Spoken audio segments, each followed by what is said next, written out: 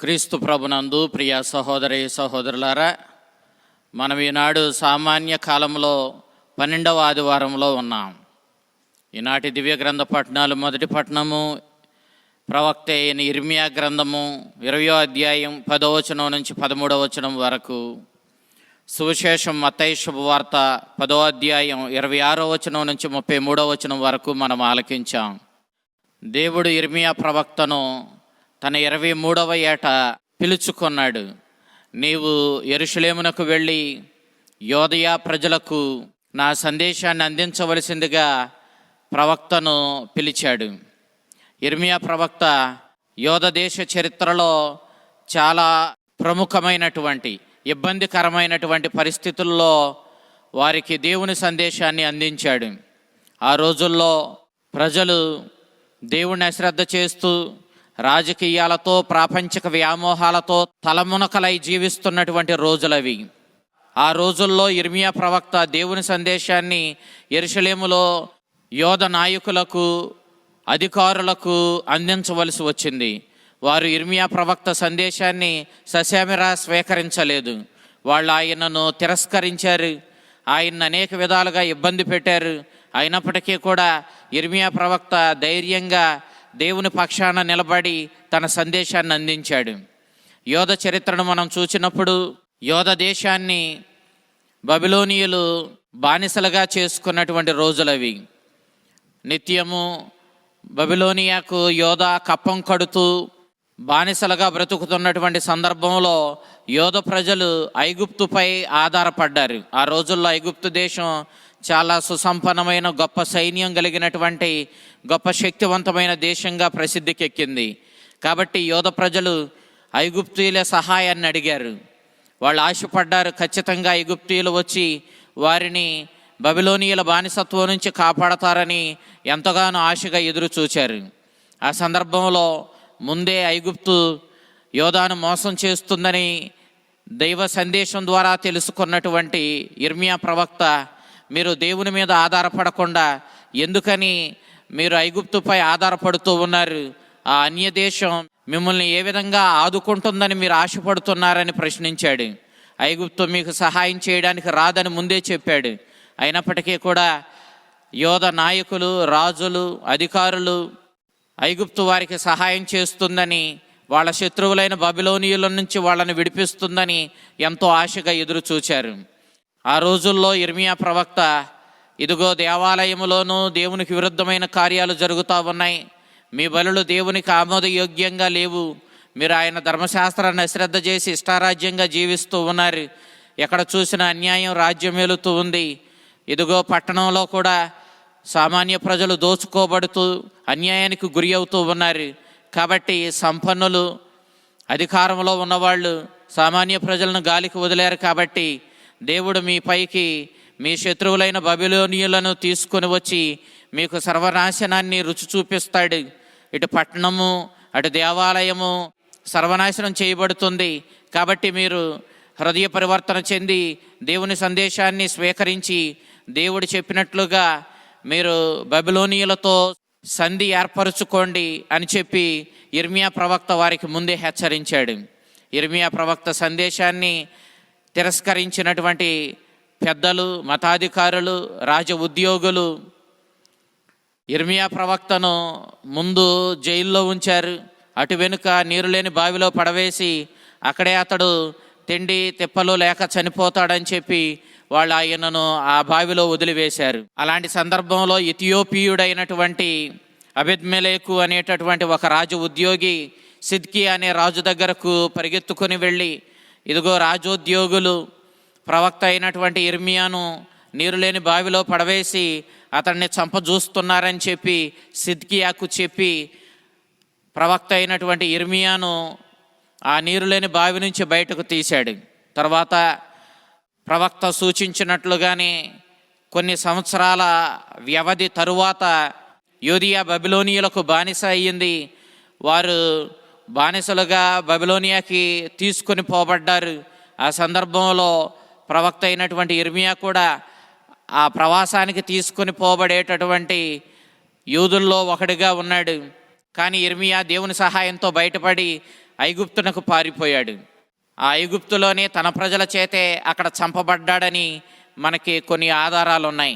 ఈ విధంగా యిర్మీయా దేవుని పక్షాన నిలబడి దేవుని సందేశాన్ని తన ప్రజలకు అందించినందుకు అనేక ఇబ్బందులకు గురి అయ్యాడు. ఈ సందర్భంలో యిర్మీయా ప్రవక్త తన పరిస్థితిని దేవునికి వివరించుకుంటూ తన వారే ఏ విధంగా చంపజూస్తున్నారో, అతని మీద ఏ విధమైన కుట్రలు చేస్తున్నారో దేవునికి వెల్లడి చేసుకుంటూ చెప్పినటువంటి ఆ సందేశాన్ని, ఆ వాక్యాలను మన మొదటి పట్టణంలో ఆలకిస్తూ ఉన్నాం. ఎక్కడ చూసినా తన మీద కుట్రలు పన్నేవాళ్లే. అతనిని అంతమొందించడానికి ఎక్కడ చూసినా ప్రజలు పోగై కుట్రలు పన్నుతూ ఉన్నారు. సరే, శత్రువులు కుట్రలు పన్నారంటే అర్థం చేసుకోవచ్చు, కానీ తన వారే, తన స్నేహితులే తనకు వ్యతిరేకంగా తనను చంపచూస్తూ ఉన్నారని, తనకు వ్యతిరేకంగా కుట్రలు పన్నుతున్నారని తన దీనస్థితిని దేవునికి వెల్లడి చేసుకున్నాడు యిర్మీయా. అయితే యిర్మీయా మాత్రం దేవుని మీద ప్రగాఢమైన విశ్వాసాన్ని నిలుపుకొని నిలబడ్డాడు. నీవు దీనులను ఆదరించువాడవు, నిన్ను ఆరాధించు వారిని, నీ సందేశానుసారం జీవించు వారిని నీవెన్నడూ చేయి విడువవని తన ప్రగాఢమైన విశ్వాసాన్ని అతడు వెల్లడి చేయడాన్ని మనం చూస్తూ ఉన్నాం. యిర్మీయా ప్రవక్త చెప్పినటువంటి సందేశాన్ని తిరస్కరించినటువంటి రాజ ఉద్యోగులు, అధికారులు, మేము ఐగుప్తు సహాయాన్ని అడిగాం, ఐగుప్తు వచ్చి సహాయం చేస్తుంది, అప్పుడు నువ్వు చెప్పినవన్నీ అబద్ధాలని తేలిపోతుంది, ఆ విధంగా నిన్ను పట్టుకొని ఖచ్చితంగా నీ పీడ విరగడ చేసుకోవడానికి చూస్తా, ఎక్కడైనా నువ్వు దొరకకపోతావా, ఏ సందర్భంలోనైనా నీ సందేశం తప్పని తేలపోతుందా, అప్పుడు తప్పకుండా నిన్ను పట్టుకొని నీ సంగతి చూస్తా, నిన్ను అంతమొందిస్తామని చెప్పి వాళ్ళు పన్నాగాలు పన్నడాన్ని మనం చూస్తూ ఉన్నా. కానీ యిర్మీయా ప్రవక్త, నా సందేశాన్ని నేను వెల్లడి చేయడం లేదు, నేను దేవుని సందేశాన్నే మీకు వెల్లడి చేస్తూ ఉన్నాను, కాబట్టి ఖచ్చితంగా ఐగుప్తీయులు మిమ్మలను మోసం చేస్తారు, బబిలోనీయులు మిమ్మలను బానిసలుగా తీసుకొని పోతారు, మీ పట్టణము, మీ దేవాలయము సర్వం నాశనం చేయబడుతుంది, అప్పుడు కానీ ఇదిగో దేవుడు నా ద్వారా తెలియపరిచిన సందేశం సత్యమని మీరు గ్రహించగలుగుతారని ప్రవక్త తెలియచేస్తూ ఉన్నాడు. అందుకే ప్రవక్త, నేను చెప్పిన సందేశం అక్షరాల నెరవేరు తీరుతుంది, అది నెరవేరినంత వరకు ఓ ప్రభువా నన్ను బ్రతికించు అంటూ దేవుని మొరపెట్టుకుంటూ ఉన్నాడు. నేను నా కనులారా నా శత్రువులు, నన్ను, నీ సందేశాన్ని ప్రకటించిన నన్ను తిరస్కరించిన నా శత్రువులు, నీ శత్రువులు, వారి పతనాన్ని కళ్ళారా నేను చూచేలా నాకు జీవాన్ని ఇవ్వమని, నా ప్రాణాన్ని నిలబెట్టమని దేవునికి యిర్మీయా ప్రవక్త మొరపెట్టుకోవడాన్ని మనం చూస్తూ ఉన్నాం. అంతేకాదు, తన కళ్ళ ముందే తన సందేశాన్ని తిరస్కరించిన, తనను శత్రువుగా భావించిన ఆ శత్రువులు పతనమవ్వడాన్ని కళ్ళారా చూస్తానని యిర్మీయా ప్రవక్త చెప్పడం, అంతేకాదు తాను కళ్ళారా వారి పతనాన్ని చూసినట్లుగానే దేవునికి కృతజ్ఞతలు తెలియచేయడాన్ని మనం చూస్తూ ఉన్నాం. ఇక్కడ యిర్మీయా ప్రవక్త యొక్క అపారమైనటువంటి విశ్వాసాన్ని మనం చూస్తున్నాం. ఖచ్చితంగా దేవుడు నా పక్షాన ఉన్నాడు, అతడు నా ద్వారా తెలియపరిచినటువంటి సందేశం జరిగి తీరేలా చేస్తాడు, నా శత్రువులు ఖచ్చితంగా వినాశనం చెందడాన్ని నేను కనులారా చూస్తాను అని యిర్మీయా ప్రవక్త చెప్పినటువంటి ఈ ప్రవచనాలను మనం మొదటి పట్టణంలో ఆలకిస్తున్న, తద్వారా యిర్మీయా ఎంతటి ప్రగాఢమైన విశ్వాసంతో దేవుడు తనకు అప్పగించిన బాధ్యతను ఎన్నో ఇబ్బందుల మధ్య, సమస్యల మధ్య కూడా కొనసాగించి, తద్వారా తన కర్తవ్యాన్ని దైవ చిత్తానుసారం పూర్తి చేసి గొప్ప భక్తునిగా, గొప్ప ప్రవక్తగా చరిత్రలో నిలిచిపోవడాన్ని మనం చూస్తూ ఉన్నాం. ఇక ఈనాటి సువిశేషాన్ని మనం చూసినప్పుడు, మొన్నటి ఆదివారం క్రీస్తు ప్రభు తన 12 అపోస్తులను పంపుతూ, మీరు మొదటిగా దీనజనులైన ఇశ్రాయేలీయుల మధ్యకు వెళ్ళి వారికి దేవుని సందేశాన్ని అందించి వారిని దైవరాజ్యానికి వారసులుగా మార్చమని ప్రభు తన 12 శిష్యులను పంపించడాన్ని మనం చూస్తూ ఉన్నాం. ఆ తరువాత 10వ అధ్యాయము 8వ వచనం నుంచి 25వ వచనం వరకు మనం చూసినప్పుడు, తాను అనుదిన జీవితంలో తన అపోస్తులకు ఉపయోగపడే కొన్ని సూచనలను, సలహాలను ఆయన అందించడాన్ని మనం చూస్తూ ఉన్నాం. 10వ అధ్యాయం 17వ వచనం నుంచి 25వ వచనం వరకు మనం చూసినప్పుడు, మీరు నా సందేశాన్ని ప్రకటించినందుకు మీరు అనేక విధాలుగా హింసలకు గురి అవుతారు. యోధ మత నాయకులు మిమ్ములను అనేక హింసలకు గురి చేస్తారు. అటు వెనుక ఈ రక్షణ సందేశం అన్యులకు కూడా ప్రకటించబడినప్పుడు రాజులు, రాష్ట్ర పాలకులు మిమ్ములను అనేక హింసలకు గురి చేసి మిమ్మల్ని హింసించి చంపుతారు. అయినప్పటికీ కూడా మీరు భయపడవద్దు. మీ విశ్వాసాన్ని నిలబెట్టుకొని మీరు ఈ రక్షణ సందేశాన్ని తుది వరకు ప్రకటించండి అంటూ ప్రభు తన అపోస్తలకు సూచనలు ఇవ్వడాన్ని మనం చూస్తూ ఉన్నాం. మనం నేటి సువిశేషం చూసినప్పుడు భయపడవద్దు అని ప్రభు చెబుతూ ఉన్నాడు. మీరు రక్షణ సందేశాన్ని భూదిగాంతాలకు ప్రకటించవలసిన బాధ్యతతో మీ కర్తవ్యాలను మీరు నెరవేరుస్తూ ఉన్నప్పుడు అనేక హింసలకు గురి అవుతారని ప్రభు చెప్పాడు కదా. కాబట్టి ఈ హింసలకు భయపడవద్దని చెబుతూ ఉన్నాడు. వాస్తవానికి ప్రభు యొక్క 12 శిష్యుల్లో యోధ ఇస్కరియోతును మనం ప్రక్కన పెట్టినప్పుడు మిగిలిన 11 మందిలో 10 మంది అనేక హింసలకు గురి అయ్యి తమ రక్తాన్ని చిందించి ప్రాణత్యాగం చేసి ప్రభు సందేశాన్ని ప్రకటించడాన్ని మనం చూస్తున్నాం. వారిలో సువార్తకారుడైన యోహాను మాత్రమే వెలివేయబడి ఖైదు చేయబడి మరణించడాన్ని మనం చూస్తున్నాం. ఈ విధంగా క్రీస్తుని రక్షణ సందేశాన్ని ప్రకటించడానికి అపోస్తలులందరూ కూడా అనేక హింసలకు గురి అయ్యారు. తమ రక్తాన్ని చిందించి మరి క్రీస్తుకు సాక్ష్యం పలికారు. కాబట్టి ప్రభు ఈనాడు మీ శరీరాలను మాత్రమే నాశనం చేయగలిగిన వ్యక్తులకు మీరు భయపడవద్దు. మీ శరీరాన్ని, మీ సమస్తాన్ని కూడా నాశనం చేయగలిగిన దేవునికి మాత్రమే భయపడండి. ఆ దేవుని మీద విశ్వాసం నిలుపుకొని అతడిచ్చే బహుమానం సొంతం చేసుకోవడానికి మీరు ప్రయత్నించండి అని ప్రభు తెలియచేస్తూ ఉన్నాడు. శరీరము, ఆత్మ అనేటటువంటి 2 అంశాలు మనం పరిగణలోనికి తీసుకున్నప్పుడు ఈ గ్రీకు భావం మనకు మరింతగా ఈ సత్యాన్ని వెల్లడి చేస్తూ ఉంది. మనకి ఈ లోక సంబంధమైన ఈ శరీరాన్ని నాశనం చేయగలిగినటువంటి అధికారులు, నాయకులు మనకి తారసపడవచ్చు.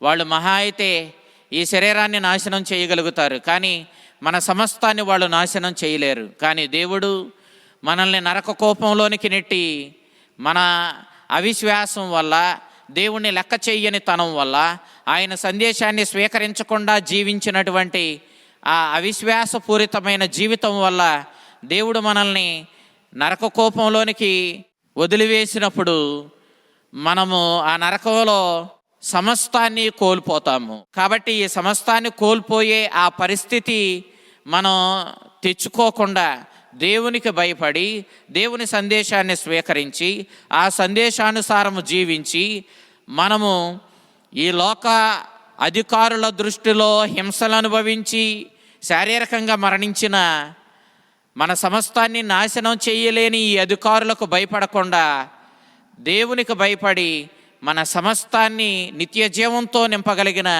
ఆ దేవుని బహుమానాన్ని సొంతం చేసుకోవడం కోసం హింసలనైనా సహించి జీవించమని ప్రభు మనకిక్కడ సూచించడాన్ని మనం చూస్తూ ఉన్నాం. ఈ ప్రాపంచిక అధికారుల యొక్క శక్తి ఈ ప్రపంచానికి మాత్రమే పరిమితమయ్యింది.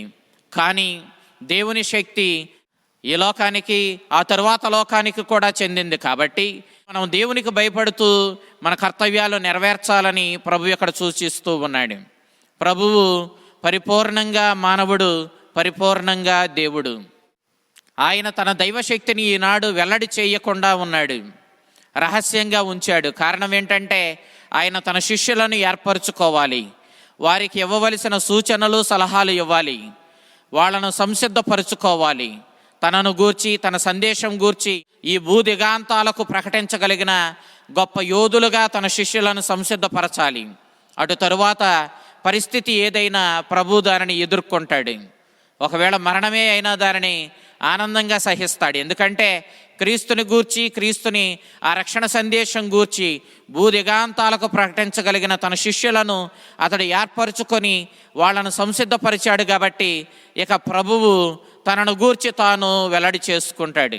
అందుకే చీకటిలో ప్రకటించబడేటటువంటి ఈ సత్యాలు రేపటి రోజున వెలుగులో ప్రకటించబడతాయి అన్నాడు. ఇక ఇప్పుడు క్రీస్తు తన దైవత్వాన్ని వెల్లడి చేస్తాడు. తత్ఫలితంగా తన శత్రువులైనటువంటి పరిసయ్యులు, ధర్మశాస్త్ర బోధకులు, మతాధికారులు ప్రభువుని తిరస్కరిస్తారు. ఆయనను అంతమొందించడానికి వాళ్ళు కుట్ర చేస్తారు. వాళ్ళైతే ఆయన్ని అంతమొందిస్తారేమో కానీ ఆయన సంసిద్ధపరుచుకున్న తన శిష్యుల ద్వారా భూదిగాంతాలకు ప్రకటించబడే ఆ సందేశాన్ని, ఆ రక్షణను వాళ్ళు ఆపలేరు. కాబట్టి ప్రభు ప్రస్తుతానికి తన దైవత్వాన్ని మరుగున ఉంచుతూ సామాన్య మానవుడిగానే ప్రజల మధ్య తిరుగుతూ శిష్యులను సంసిద్ధపరుచుకుంటూ ఉన్నాడు. వారికి తన రక్షణ సందేశాన్ని అందించి వారికి సలహాలు, సూచనలు ఇస్తూ ఉన్నాడన్న విషయాన్ని మనం ఇక్కడ గ్రహిస్తూ ఉన్నాం. దేవుడు సమస్తాన్ని సృష్టించి పెంచి పోషిస్తూ ఉన్నాడు. అత్యధికమైన ఉన్నతమైన దాని నుండి అతి అల్పమైన బలహీనమైన దాని వరకు సమస్తాన్ని దేవుడు సృష్టి చేస్తూ ఉన్నాడు, సమస్తాన్ని పెంచి పోషిస్తూ ఉన్నాడు. కాబట్టి యేసు ప్రభు యొక్క శిష్యులు భయపడడానికి లేదు. దేవుని యొక్క అపారమైన జ్ఞానాన్ని, అతని కృపను, అతని శక్తిని నమ్ముకోవాలి. వారు ధైర్యంగా క్రీస్తుని యొక్క రక్షణ సందేశాన్ని ప్రకటించాలి. అందుకే ప్రభు, మీరు పిచ్చుకను చూడండి, అది ఎంత అల్పమైన చిన్న ప్రాణి అయినా దేవుడు దాన్ని అత్యద్భుతమైన రీతిలో పెంచి పోషిస్తూ ఉన్నాడు. అవి ఊడ్పులు ఊడవడం లేదు, కోతలు కొయ్యడం లేదు, కుప్పలు నోరవడం లేదు. అయినా అద్భుతమైన రీతిలో ప్రభు వాటిని పెంచి పోషిస్తూ ఉన్నాడు. కాబట్టి దేవుడు మిమ్ములను కూడా చెయ్యి విడివడు. తన అపారమైన కృపతో, కారుణ్యంతో అతడు మిమ్ములను పోషిస్తాడు, సంరక్షిస్తాడు. కాబట్టి మీరు ధైర్యంగా మీకు అప్పగించబడినటువంటి కర్తవ్యాలను, బాధ్యతలను నెరవేర్చండి అంటూ తన శిష్యులకు సూచనను ఇవ్వడాన్ని మనం చూస్తూ ఉన్నాం. నేను ఆ పరలోకపు తండ్రి చేత పంపబడిన రక్షకుడను. నేను ఆ పరలోక తండ్రికి, సమస్త మానవాళికి మధ్యవర్తిగా ఉన్నాను. కాబట్టి ఎవరెవరైతే నా సందేశాన్ని ఆలకించి విశ్వసించి తమ జీవితంలోనికి నన్ను స్వీకరిస్తారో వారిని నేను పరలోకపు తండ్రి యొద్ద స్వీకరిస్తాను. వారిని ఆ తండ్రి యొక్క సన్నిధికి చేర్చి తండ్రితో వారిని ఐక్యపరుస్తాను.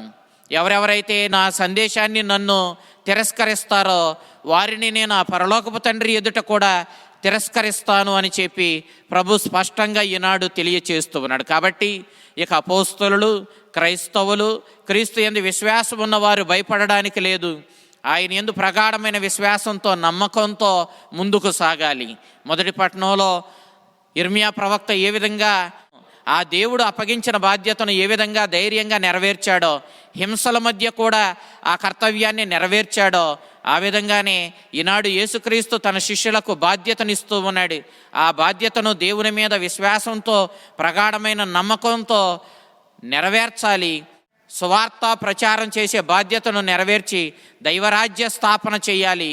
అనేకులను ఈ దైవరాజ్యంలోనికి నడిపించి అనేకుల ఆత్మలను రక్షించే బాధ్యతను ఆ శిష్యులు నెరవేర్చాలని చెప్పి యేసుక్రీస్తు ఈనాడు తెలియచేయడాన్ని మనం చూస్తూ ఉన్నాం.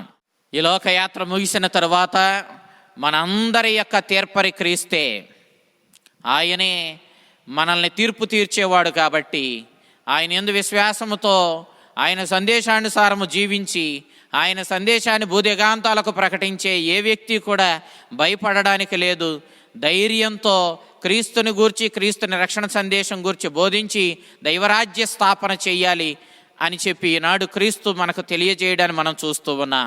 ఈ విధంగా దేవుని యందు ప్రగాఢమైన విశ్వాసముతో ఆయన నమ్ముకొని ఆయన సందేశానుసారము జీవించి ఆయన అప్పగించిన బాధ్యతలను నెరవేర్చి మన జీవితాలను మనం ధన్యం చేసుకుందాం. అంతటి విశ్వాసంతో శ్రమలనైనా సహించి మరి క్రీస్తుని సందేశాన్ని ప్రకటించగలిగినటువంటి శక్తిని మనకు అనుగ్రహించమని ప్రభువుని అడుగుదాం. ఆ కరుణామయుడు మిమ్ములను, మీ కుటుంబాలను కావలసినటువంటి ధైర్యంతో, శక్తితో నింపి కాచి కాపాడునుగాక. ఆమెన్.